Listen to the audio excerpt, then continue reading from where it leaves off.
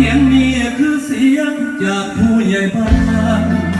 เลือกให้มาทำงานรับราชการด้วยความจริงใจดูแลพี่น้องนั่นคือหน้าที่ผู้ใหญ่แม่นยากสำคัญต่อไปว่าแต่เอิ้นใส่แต่ทุกเวลามานี้ยังมาว่าดีบ่คนบางครั้งก็ต้องอดทนฟังเสียงบ่นชาวบ้านเขาด่าบ่ถึงใจแน่ก็พากันเอาไปโหดินทาบัดความเดียวนั้นนะเห็นน้ำจนว่าเพิ่นโหดบ่โบเพิ่นเดือนแต่เดือนก็พอสำนานออกงานสังคมทุกวันรู้สึกว่ามันบ่พอใส่คอคิดไปคิดมาดังเชื่อผู้ขาลูกโตนเจ้าของที่ดินแร่นาจำนงตั้งแต่หาเสียงบ่ทันได้ให้แต่พอเป็นนั้นขอทำหน้าที่ให้ใส่สุดสีปากีสมเกียรติศักดิ์ศรีเปิดขอผู้ใหญ่พี่น้องทุกคนขอจงได้โปรดเห็นใจทุกหมู่บ้านอยู่ในเมืองไทยต้องมีผู้ใหญ่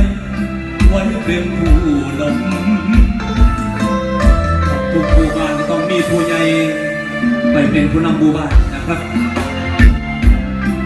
ขอบคุณเจ้าของรางวัลด้วย501จะไปสัก100 ล้านก็แล้วกันการซื้อลาเตียนรางวัลที่1ด้วย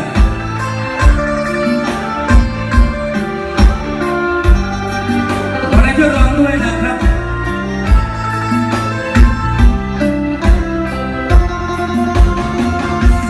เงินเดือน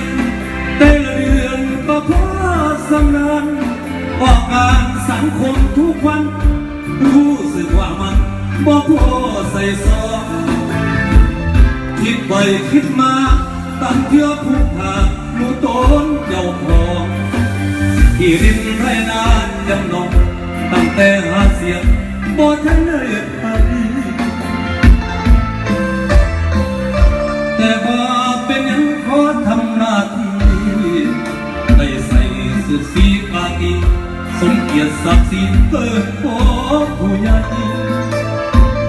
พี่น้องทุกคนขอจงได้โปรดเห็นใจทุกหมู่บ้านอยู่ในเมืองไทยต้องมีผู้ใหญ่ไว้เป็นผู้นำ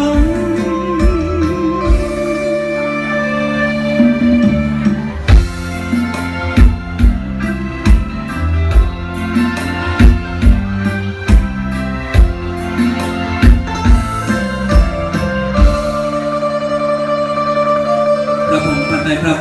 เสียงจากผู้ใหญ่บ้านเพลงใหม่ล่าสุดมาจากทำเฉลิมพลมาลาคำนะครับขอบคุณรับเสียงปรบมือที่ว่าเสียงปรบมือคือเสียงสวรรค์ถึงงานคือกำลังแรงใจครับจะได้ขอรายละเอียดงานเลย